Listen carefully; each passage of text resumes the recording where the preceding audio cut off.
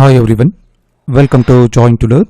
ಇವತ್ತಿನ ಒಂದು ಸೆಷನ್ನಲ್ಲಿ ಗ್ರಾಮ ಆಡಳಿತ ಅಧಿಕಾರಿ VAO ಹುದ್ದೆಗಳ ಪರೀಕ್ಷಾ ತಯಾರಿಯ ಭಾಗವಾಗಿ ಕ್ಲಾಸ್ 2ನಲ್ಲಿ ಕಂಪ್ಯೂಟರ್ ವಿಷಯಕ್ಕೆ ಸಂಬಂಧಪಟ್ಟಂತೆ ಪ್ರಮುಖ ಪ್ರಶ್ನೆಗಳನ್ನು ಚರ್ಚೆ ಮಾಡೋಣ.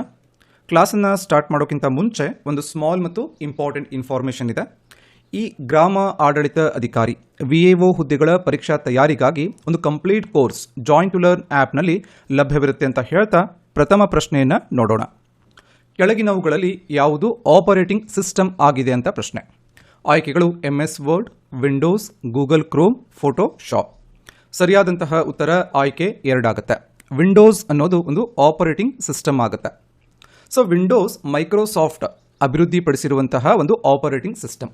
ಈ ವಿಂಡೋಸನ್ನು ಯಾರು ಡೆವಲಪ್ಮೆಂಟ್ ಮಾಡಿದ್ದಾರೆ? ಮೈಕ್ರೋಸಾಫ್ಟ್ ಕಂಪನಿ ಡೆವಲಪ್ಮೆಂಟ್ ಮಾಡುತ್ತೆ. ಮೈಕ್ರೋಸಾಫ್ಟ್ ಕಂಪನಿಯ ಸಂಸ್ಥಾಪಕರು ಯಾರು ಅಂತ ಕೂಡ ಕೇಳ್ತಾರೆ. ಬಿಲ್ ಗೇಟ್ಸ್ ಅನ್ನೋದು ಗೊತ್ತಿರಬೇಕು. ಇದೊಂದು ಫೇಮಸ್ ಆಪರೇಟಿಂಗ್ ಸಿಸ್ಟಮ್ ಆಗುತ್ತೆ. ಏನು ಕೆಲಸ ಮಾಡುತ್ತೆ ವಿಂಡೋಸ್ ಅಂದರೆ, ಕಂಪ್ಯೂಟರ್ನ ಹಾರ್ಡ್ವೇರ್ ಮತ್ತು ಸಾಫ್ಟ್ವೇರ್ಗಳ ನಡುವೆ ಒಂದು ಕನೆಕ್ಷನನ್ನು ಬಿಲ್ಡ್ ಮಾಡುತ್ತೆ, ಒಂದು ಸಂಪರ್ಕವನ್ನು ಏರ್ಪಡಿಸುತ್ತೆ. ಇನ್ನು ಆಪ್ಷನಲ್ಲಿ MS ವರ್ಡ್ ಕೊಟ್ಟಿದ್ದಾರೆ. ಸೊ MS ವರ್ಡ್ ಅನ್ನೋದು ಒಂದು ಪ್ರೊಸೆಸರ್ ಆಗುತ್ತೆ.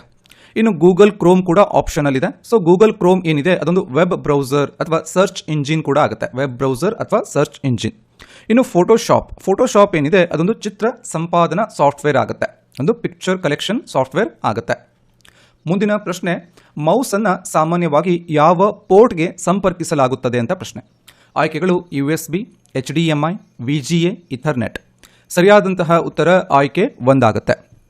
ಸೊ ಮೌಸನ್ನು USB-ಗೆ ಸಂಪರ್ಕಿಸಲಾಗುತ್ತೆ. ಸೊ ಕಂಪ್ಯೂಟರ್ಗೆ ಸಂಪರ್ಕಿಸೋಕೆ ಯೂಶುವಲಿ USB ಪೋರ್ಟನ್ನು ಬಳಸ್ತಾರೆ. ಸೊ USB ಫುಲ್ ಫಾರ್ಮ್ ಏನು? Universal serial bus. ಪ್ರೀವಿಯಸ್ ಎಕ್ಸಾಮಲ್ಲಿ ಕೇಳಿದ್ದಾರೆ. ಯೂನಿವರ್ಸಲ್ ಸೀರಿಯಲ್ ಬಸ್ ಅನ್ನೋದು ಗೊತ್ತಿರಬೇಕು. ಇನ್ನು HDMI ಮತ್ತು VGA ಪೋರ್ಟ್ಗಳನ್ನು ಮಾನಿಟರ್ಗೆ ಸಂಪರ್ಕ ಮಾಡೋಕೆ ಬಳಸ್ತಾರೆ. ಇನ್ನು ಆಪ್ಷನಲ್ಲಿ ಇಥರ್ನೆಟ್ ಕೊಟ್ಟಿದ್ದಾರೆ. ಈ ಇಥರ್ನೆಟ್ ಪೋರ್ಟ್ ಏನಿದೆ ಇದನ್ನು ನೆಟ್ವರ್ಕ್ ಸಂಪರ್ಕಕ್ಕೆ ಬಳಸ್ತಾರೆ. ಎಲ್ಲ ಪಾಯಿಂಟ್ಗಳು ಗೊತ್ತಿರಬೇಕು. ಮುಂದಿನ ಪ್ರಶ್ನೆ, ಕಂಪ್ಯೂಟರ್ನ ಮೆದುಳು ಎಂದು ಯಾವ ಭಾಗವನ್ನು ಕರೆಯಲಾಗುತ್ತದೆ ಅಂತ ಪ್ರಶ್ನೆ. ಆಯ್ಕೆಗಳು hard disk, RAM, CPU, mother board. ಸರಿಯಾದಂತಹ ಉತ್ತರ ಆಯ್ಕೆ 3 ಆಗುತ್ತೆ. CPU ಇದು ಕಂಪ್ಯೂಟರ್ನ ಮೆದುಳು ಅಥವಾ ಬ್ರೈನ್ ಅಂತ ನಾವು ಕರಿತೀವಿ. CPU ಫುಲ್ ಫಾರ್ಮ್ ಏನು? ಸೆಂಟ್ರಲ್ ಪ್ರೊಸೆಸಿಂಗ್ ಯೂನಿಟ್ ಅನ್ನೋದು ಫುಲ್ ಫಾರ್ಮ್ ಆಗುತ್ತೆ. ಕಂಪ್ಯೂಟರ್ನ ಮೆದುಳು ಅಂತ ಹೇಳಿ ಕರೀತಾರೆ. ಇದು ಎಲ್ಲ ಸೂಚನೆಗಳನ್ನು ವ್ಯಾಖ್ಯಾನಿಸುತ್ತೆ ಮತ್ತು ಕಾರ್ಯಗತಗೊಳಿಸುತ್ತೆ. ಎಲ್ಲ ಲೆಕ್ಕಾಚಾರ, ತಾರ್ಕಿಕ ಕಾರ್ಯಾಚರಣೆಗಳನ್ನು ಇಲ್ಲಿ ನಡೆಯುತ್ತೆ. ಅಂದರೆ ನಾವು ಕಂಪ್ಯೂಟರ್ಗೆ ಏನು ಕಮಾಂಡ್ ಕೊಡ್ತೀವಿ ಆ ಕೆಲಸವನ್ನು CPU ಮಾಡುತ್ತೆ. ಇನ್ನು ಈ ಥರ ಭಾಗಗಳು ಮೆಮೊರಿ ಮತ್ತು ಇನ್ಪುಟ್ ಔಟ್ಪುಟ್ ಕಾರ್ಯಗಳಿಗೆ ಸಹಾಯವನ್ನು ಮಾಡುತ್ತೆ. ಮುಂದಿನ ಪ್ರಶ್ನೆ, ಕೆಳಗಿನವುಗಳಲ್ಲಿ ಯಾವುದು ಸ್ಟೋರೇಜ್ ಸಾಧನವಾಗಿದೆ ಅಂತ ಪ್ರಶ್ನೆ. ಆಯ್ಕೆಗಳು monitor, printer, pen drive, scanner. ಸರಿಯಾದಂತಹ ಉತ್ತರ ಆಯ್ಕೆ 3 ಆಗುತ್ತೆ. ಪೆನ್ ಡ್ರೈವ್ ಅನ್ನೋದು ಒಂದು ಸ್ಟೋರೇಜ್ ಇಕ್ವಿಪ್ಮೆಂಟ್ ಅಥವಾ ಸ್ಟೋರೇಜ್ ಡಿವೈಸ್ ಆಗುತ್ತೆ. ಇದೊಂದು ಪೋರ್ಟೇಬಲ್ ಸ್ಟೋರೇಜ್ ಸಾಧನ. ಪೋರ್ಟೇಬಲ್ ಅಂದರೆ ನಾವು ಎಲ್ಲಿ ಬೇಕಾದರೂ ಅದನ್ನು ತೆಗೆದುಕೊಂಡು ಹೋಗಬಹುದು. ಇನ್ನು ಡೇಟಾವನ್ನು ಸಂಗ್ರಹಣೆ ಮಾಡೋಕೆ ಮತ್ತು ಸಾಗಣೆ ಮಾಡೋಕೆ ಇದನ್ನು ಬಳಸ್ತಾರೆ. ಅದನ್ನು ಪೆನ್ ಡ್ರೈವನ್ನು.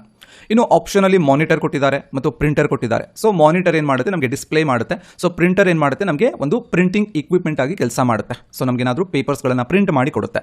ಸೊ ಮಾನಿಟರ್ ಮತ್ತು ಪ್ರಿಂಟರ್ ಏನಿದೆ ಇದು ಔಟ್ಪುಟ್ ಡಿವೈಸಸ್ ಆಗುತ್ತೆ, ಔಟ್ಪುಟ್ ಸಾಧನಗಳಾಗುತ್ತೆ. ಇನ್ನು ಸ್ಕ್ಯಾನರ್ ಏನಿದೆ, ಸೊ ಸ್ಕ್ಯಾನರ್ ಅನ್ನೋದು ಒಂದು ಇನ್ಪುಟ್ ಸಾಧನ ಆಗುತ್ತೆ. ಗೊತ್ತಿರಬೇಕು difference output devices and input devices. ಮುಂದಿನ ಪ್ರಶ್ನೆ, ಕಂಪ್ಯೂಟರ್ನ ಬೂಟಿಂಗ್ ಪ್ರಕ್ರಿಯೆ ಅಂದರೆ ಏನು ಅಂತ ಪ್ರಶ್ನೆ. ಆಯ್ಕೆಗಳು ಕಂಪ್ಯೂಟರನ್ನು ಆಫ್ ಮಾಡೋದು, ಕಂಪ್ಯೂಟರನ್ನು ಆನ್ ಮಾಡಿ ಆಪರೇಟಿಂಗ್ ಸಿಸ್ಟಮನ್ನು ಲೋಡ್ ಮಾಡೋದು, ಕಂಪ್ಯೂಟರ್ಗೆ ಪ್ರಿಂಟರನ್ನು ಸಂಪರ್ಕ ಮಾಡೋದು, ಕಂಪ್ಯೂಟರ್ನಲ್ಲಿ ವೈರಸ್ಸನ್ನು ಸ್ಕ್ಯಾನ್ ಮಾಡೋದು. ಸರಿಯಾದಂತಹ ಉತ್ತರ ಆಯ್ಕೆ 2 ಆಗುತ್ತೆ.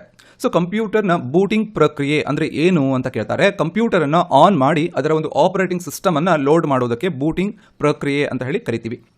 ಕಂಪ್ಯೂಟರನ್ನು ಆನ್ ಮಾಡಿ ಅದು ಸ್ವಯಂ ಪರಿಶೀಲನೆಗಳನ್ನು ನಡೆಸುತ್ತೆ. ನಾವು ಕಂಪ್ಯೂಟರನ್ನು ಆನ್ ಮಾಡಿದಾಗ ಅದು ಸ್ವಯಂ ಪರಿಶೀಲನೆಗಳನ್ನು ನಡೆಸುತ್ತೆ. ನಂತರ ಆಪರೇಟಿಂಗ್ ಸಿಸ್ಟಮನ್ನು ಪ್ರಾಥಮಿಕ ಮೆಮೊರಿ, ಪ್ರೈಮರಿ ಮೆಮೊರಿ, ರ್ಯಾಮ್ಗೆ ಲೋಡ್ ಮಾಡುವಂತಹ ಪ್ರಕ್ರಿಯೆಗೆ ಬೂಟಿಂಗ್ ಅಂತ ಹೇಳಿ ಕರಿತೀವಿ. ಈ ಪ್ರಕ್ರಿಯೆ ಕಂಪ್ಯೂಟರನ್ನು ಬಳಸೋಕೆ ಸಿದ್ಧವಾಗುವಂತೆ ಮಾಡುತ್ತೆ. ಈ ಬೂಟಿಂಗ್ ಪ್ರಕ್ರಿಯೆ ಏನು ಮಾಡುತ್ತೆ? ಒಂದು ಕಂಪ್ಯೂಟರನ್ನು ನಾವು ಬಳಸೋಕೆ, ಯೂಸ್ ಮಾಡೋಕೆ ರೆಡಿ ಮಾಡುತ್ತೆ. ಯಾವುದು? Booting process. ಮುಂದಿನ ಪ್ರಶ್ನೆ, ಯಾವ ಜನರೇಷನ್ ಕಂಪ್ಯೂಟರ್ನಲ್ಲಿ ಟ್ರಾನ್ಸಿಸ್ಟರ್ಗಳನ್ನು ಬಳಸಲಾಯಿತು ಅಂತ ಪ್ರಶ್ನೆ. ಆಯ್ಕೆಗಳು ಮೊದಲನೇ ಜನರೇಷನ್, 2ನೇ ಜನರೇಷನ್, 3ನೇ ಜನರೇಷನ್, 4ನೇ ಜನರೇಷನ್. ಸರಿಯಾದಂತಹ ಉತ್ತರ ಆಯ್ಕೆ 2 ಆಗುತ್ತೆ. ಸೊ ಎರಡನೇ ಜನರೇಷನ್ ಕಂಪ್ಯೂಟರ್ನಲ್ಲಿ ನಾವು ಏನು ಮಾಡ್ತೀವಿ, ಟ್ರಾನ್ಸಿಸ್ಟರ್ಗಳನ್ನು ಬಳಸಿದ್ದಾರೆ ಕೇಳ್ತಾರೆ ಎಕ್ಸಾಮ್ನಲ್ಲಿ. ಸೊ ಎರಡನೇ ಜನರೇಷನ್ ಕಂಪ್ಯೂಟರ್ನಲ್ಲಿ ಟ್ರಾನ್ಸಿಸ್ಟರ್ಗಳನ್ನು ಬಳಸಿದ್ದಾರೆ ಅನ್ನೋದು ಗೊತ್ತಿರಬೇಕು. ಸೊ ಎರಡನೇ ಜನರೇಷನ್ ಕಂಪ್ಯೂಟರ್ನ ಕಾಲಾವಧಿ ಎಷ್ಟು ಅಂತ ಕೇಳ್ತಾರೆ, 1950 to 1960. ಈ ಅವಧಿಯಲ್ಲಿ ನಮಗೆ ಸೆಕೆಂಡ್ ಜನರೇಷನ್ ಕಂಪ್ಯೂಟರ್ಗಳು ಸಿಗುತ್ತೆ. ಈ ಕಂಪ್ಯೂಟರ್ಗಳಲ್ಲಿ ವ್ಯಾಕ್ಯೂಮ್ ಟ್ಯೂಬ್ಗಳ ಬದಲಿಗೆ ಟ್ರಾನ್ಸಿಸ್ಟರ್ಗಳನ್ನು ಬಳಸ್ತಾರೆ ಸೆಕೆಂಡ್ ಜನರೇಷನ್ ಕಂಪ್ಯೂಟರ್ನಲ್ಲಿ. ಸೊ ಇದು ಏನು ಹೆಲ್ಪ್ ಮಾಡ್ತು ಅಂತಂದರೆ ಕಂಪ್ಯೂಟರ್ಗಳನ್ನು ಚಿಕ್ಕದಾಗಿ, ವೇಗವಾಗಿ ಮತ್ತು ಹೆಚ್ಚು ಒಂದು ವಿಶ್ವಾಸಾರ್ಹವಾಗಿ ಒಂದು ಕನ್ವರ್ಟ್ ಮಾಡುತ್ತೆ. ಮೊದಲನೇ ಜನರೇಷನ್ ಕಂಪ್ಯೂಟರ್ನಲ್ಲಿ ವ್ಯಾಕ್ಯೂಮ್ ಟ್ಯೂಬ್ಗಳನ್ನು ಬಳಸಿದ್ರು. ಎರಡನೇ ಜನರೇಷನ್ ಕಂಪ್ಯೂಟರ್ನಲ್ಲಿ ಟ್ರಾನ್ಸಿಸ್ಟರ್ಗಳನ್ನು ಬಳಸಿದ್ರು. ಹಾಗೆ ಮೂರನೇ ಜನರೇಷನ್ ಕಂಪ್ಯೂಟರ್ನಲ್ಲಿ ಇಂಟಿಗ್ರೇಟೆಡ್ ಸರ್ಕ್ಯೂಟ್ಗಳನ್ನು ಬಳಸ್ತಾರೆ ಮತ್ತು ನಾಲ್ಕನೇ ಜನರೇಷನ್ ಕಂಪ್ಯೂಟರ್ನಲ್ಲಿ ಮೈಕ್ರೋ ಪ್ರೊಸೆಸರ್ಗಳನ್ನು ಬಳಸಿದ್ದಾರೆ.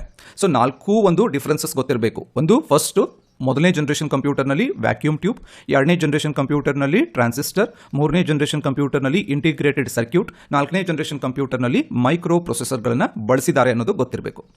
ಮುಂದಿನ ಪ್ರಶ್ನೆ, ಸಾಫ್ಟ್ವೇರ್ ಅಂದರೆ ಏನು ಅಂತ ಪ್ರಶ್ನೆ. ಆಯ್ಕೆಗಳು: ಕಂಪ್ಯೂಟರ್ನ ಭೌತಿಕ ಭಾಗ, ಕಂಪ್ಯೂಟರ್ಗೆ ನೀಡಲಾಗುವ ಸೂಚನೆ ಮತ್ತು ಪ್ರೋಗ್ರಾಮ್, ಕಂಪ್ಯೂಟರ್ನ ಪವರ್ ಸಪ್ಲೈ, ಕಂಪ್ಯೂಟರ್ನ ಕೇಬಲ್. ಸರಿಯಾದಂತಹ ಉತ್ತರ ಆಯ್ಕೆ 2 ಆಗುತ್ತೆ. ಸಾಫ್ಟ್ವೇರ್ ಅಂದರೆ ಕಂಪ್ಯೂಟರ್ಗೆ ನೀಡಲಾಗುವಂತಹ ಸೂಚನೆ ಮತ್ತು ಪ್ರೋಗ್ರಾಮ್ಗಳಿಗೆ ಸಾಫ್ಟ್ವೇರ್ ಅಂತ ಹೇಳಿ ಕರಿತೀವಿ. ಸೊ ಕಂಪ್ಯೂಟರ್ಗೆ ಒಂದು ನಿರ್ದಿಷ್ಟ ಕಾರ್ಯಗಳನ್ನು ಮಾಡೋಕೆ ಒಂದು ಸಾಫ್ಟ್ವೇರ್ ಮೂಲಕ ಸೂಚನೆಗಳನ್ನು ನೀಡಲಾಗುತ್ತೆ. ಸೂಚನೆ, ಡೇಟಾ, ಪ್ರೋಗ್ರಾಮ್ಗಳನ್ನು ನೀಡಲಾಗುತ್ತೆ. ಇದು ಕಂಪ್ಯೂಟರ್ನ ಅಮೂರ್ತ ಭಾಗವಾಗಿದ್ದು ಹಾರ್ಡ್ವೇರ್ ಇದನ್ನು ಕಾರ್ಯಗತಗೊಳಿಸುತ್ತೆ. ಉದಾಹರಣೆಗೆ ಆಪರೇಟಿಂಗ್ ಸಿಸ್ಟಮ್, ವರ್ಡ್ ಪ್ರೊಸೆಸರ್ ಇವೆಲ್ಲವೂ ಕೂಡ ಏನಾಗುತ್ತೆ, ಸಾಫ್ಟ್ವೇರ್ ಆಗಿರುತ್ತೆ. ಮುಂದಿನ ಪ್ರಶ್ನೆ, ಕೆಳಗಿನವುಗಳಲ್ಲಿ ಯಾವುದು ಇನ್ಪುಟ್ ಸಾಧನವಾಗಿದೆ ಅಂತ ಪ್ರಶ್ನೆ. ಆಯ್ಕೆಗಳು: ಮಾನಿಟರ್, ಪ್ರಿಂಟರ್, ಸ್ಕ್ಯಾನರ್, ಸ್ಪೀಕರ್. ಸರಿಯಾದಂತಹ ಉತ್ತರ ಆಯ್ಕೆ 3 ಆಗುತ್ತೆ. ಸ್ಕ್ಯಾನರ್ ಏನಿದೆ ಇದೊಂದು ಇನ್ಪುಟ್ ಡಿವೈಸ್ ಆಗುತ್ತೆ. ರಿಮೈನಿಂಗ್ ಏನಿದೆ ಮಾನಿಟರ್, ಪ್ರಿಂಟರ್, ಸ್ಪೀಕರ್ ಇವೆಲ್ಲವೂ ಕೂಡ ಔಟ್ಪುಟ್ ಡಿವೈಸಸ್ ಆಗುತ್ತೆ. ಸ್ಕ್ಯಾನರ್ ಏನು ಮಾಡುತ್ತೆ ಕೆಲಸ ಅಂದರೆ ಭೌತಿಕ ದಾಖಲೆಗಳನ್ನು, ಸೊ ಒಂದು ಫಿಸಿಕಲ್ ಡಾಕ್ಯುಮೆಂಟ್ಸ್ ಏನಿರುತ್ತೆ, ಫೋಟೋ ಇರಬಹುದು ಅಥವಾ ಒಂದು PDF ಫೈಲ್ ಇರಬಹುದು, ಅದನ್ನು ಡಿಜಿಟಲ್ ಚಿತ್ರವಾಗಿ ಕನ್ವರ್ಟ್ ಮಾಡುತ್ತೆ. ಇನ್ನು ಮಾನಿಟರ್, ಪ್ರಿಂಟರ್, ಸ್ಪೀಕರ್ ಇವೆಲ್ಲವೂ ಕೂಡ ಔಟ್ಪುಟ್ ಡಿವೈಸಸ್ ಆಗುತ್ತೆ. ಮಾನಿಟರ್ ನಮಗೆ ಡಿಸ್ಪ್ಲೇಗೆ ಹೆಲ್ಪ್ ಮಾಡುತ್ತೆ. ಹಾಗೆ ಪ್ರಿಂಟರ್ ನಮಗೆ ಪ್ರಿಂಟಿಂಗ್ ಡಿವೈಸ್ ಆಗಿ ಕೆಲಸ ಮಾಡುತ್ತೆ, ಒಂದು ಪರ್ಟಿಕ್ಯುಲರ್ ಡಾಕ್ಯುಮೆಂಟನ್ನು ಪ್ರಿಂಟ್ ಮಾಡಿಕೊಡುತ್ತೆ. ಸ್ಪೀಕರ್ ನಮಗೆ ಒಂದು ಔಟ್ಪುಟ್ ಸಾಧನ ಅಂದರೆ ಏನಾದರೂ ಒಂದು ಸೌಂಡ್ ಸಿಸ್ಟಮ್ ಆಗಿ ಕೂಡ ಕೆಲಸ ಮಾಡುತ್ತೆ ಒಂದು ಸ್ಪೀಕರ್. ಇನ್ನು ಮುಂದಿನ ಪ್ರಶ್ನೆ, ಕಂಪ್ಯೂಟರ್ನ ವೇಗವನ್ನು ಅಳೆಯುವಂತಹ ಘಟಕ ಯಾವುದು ಅಂತ ಪ್ರಶ್ನೆ. ಆಯ್ಕೆಗಳು: ಬೈಟ್, ಕಿಲೋಬೈಟ್, ಹರ್ಡ್ಸ್, ಮೆಗಾಪಿಕ್ಸೆಲ್. ಸರಿಯಾದಂತಹ ಉತ್ತರ ಆಯ್ಕೆ 3 ಆಗುತ್ತೆ. ಸೊ ಕಂಪ್ಯೂಟರ್ನ ಸ್ಪೀಡನ್ನು ಅಳೆಯುವಂತಹ ಘಟಕ ಯಾವುದು ಅಂದರೆ ಅದು ಹರ್ಡ್ಸ್ ಆಗುತ್ತೆ. ಕಂಪ್ಯೂಟರ್ನ ಪ್ರೊಸೆಸರ್ನ ವೇಗವನ್ನು ಹರ್ಡ್ಸ್ನಲ್ಲಿ ನಾವು ಅಳಿತೀವಿ. ಇದು ಪ್ರತಿ ಸೆಕೆಂಡಿಗೆ ಎಷ್ಟು ಸೈಕಲ್ಗಳನ್ನು ನಿರ್ವಹಿಸಬಲ್ಲದು ಅನ್ನೋದನ್ನು ನಮಗೆ ಸೂಚಿಸುತ್ತೆ. ಇನ್ನು ಗೀಗಾ ಹರ್ಡ್ಸ್ ಆಧುನಿಕ ಕಂಪ್ಯೂಟರ್ಗಳ ವೇಗದ ಒಂದು ಘಟಕ ಕೂಡ ಆಗುತ್ತೆ. ಮುಂದಿನ ಪ್ರಶ್ನೆ, ರಾಮ್ನ ಪೂರ್ಣ ರೂಪ ಏನು ಅಂತ ಪ್ರಶ್ನೆ. ಸೊ ಒಂದು ಎಕ್ಸ್ಪ್ಯಾಂಡ್ ಏನು ಅಂತ. ಆಯ್ಕೆಗಳು: read only memory, random only memory, read operating memory, random operating memory. ಸರಿಯಾದಂತಹ ಉತ್ತರ ಆಯ್ಕೆ 1 ಆಗುತ್ತೆ. ರಾಮ್ನ ಪೂರ್ಣ ರೂಪ ರೀಡ್ ಓನ್ಲಿ ಮೆಮೊರಿ ಆಗುತ್ತೆ. ಇದೊಂದು ಶಾಶ್ವತ ಮೆಮೊರಿ ಆಗುತ್ತೆ. ರಾಮ್ ಅನ್ನೋದು ಒಂದು permanent memory. So read only memory. ಇದರಲ್ಲಿ ಸಂಗ್ರಹಿಸಿದಂತಹ ಡೇಟಾವನ್ನು ಓದೋಕೆ ಮಾತ್ರ ಸಾಧ್ಯ, ಬಟ್ ಬರೆಯೋಕೆ ಸಾಧ್ಯ ಇಲ್ಲ. ಇದೊಂದು ನಾನ್ ವೋಲಟೈಲ್ ಮೆಮೊರಿ, ಅಸ್ಥಿರವಲ್ಲದ ಒಂದು ಮೆಮೊರಿ ಆಗುತ್ತೆ. ಇವನ್ ಕಂಪ್ಯೂಟರ್ ಆಫ್ ಆದರೂ ಕೂಡ ಡೇಟಾವನ್ನು ಇದು ಸೇವ್ ಮಾಡಿಕೊಳ್ಳುತ್ತೆ. ಇವನ್ ಕಂಪ್ಯೂಟರ್ ಆಟೋಮೆಟಿಕ್ ಆಗಿ ಆಫ್ ಆದರೂ ಕೂಡ ಡೇಟಾವನ್ನು ಇದು ಉಳಿಸಿಕೊಳ್ಳುತ್ತೆ.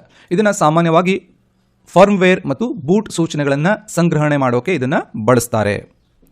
ಸೊ ಇವಿಷ್ಟು ಇವತ್ತಿನ ಕ್ಲಾಸ್ನ ಡಿಸ್ಕಷನ್ ಪ್ಲಸ್ ಇನ್ಫಾರ್ಮೇಷನ್ ಆಗಿರುತ್ತೆ. ಮತ್ತೆ ಮುಂದಿನ ಸೆಷನ್ನಲ್ಲಿ ಕಂಪ್ಯೂಟರ್ ವಿಷಯಕ್ಕೆ ಸಂಬಂಧಪಟ್ಟಂತಹ ಮತ್ತಷ್ಟು ಪ್ರಶ್ನೆಗಳನ್ನು ಚರ್ಚೆ ಮಾಡೋಣ ಅಂತ ಹೇಳ್ತಾ ತಮಗೆಲ್ಲರಿಗೂ ಧನ್ಯವಾದಗಳು.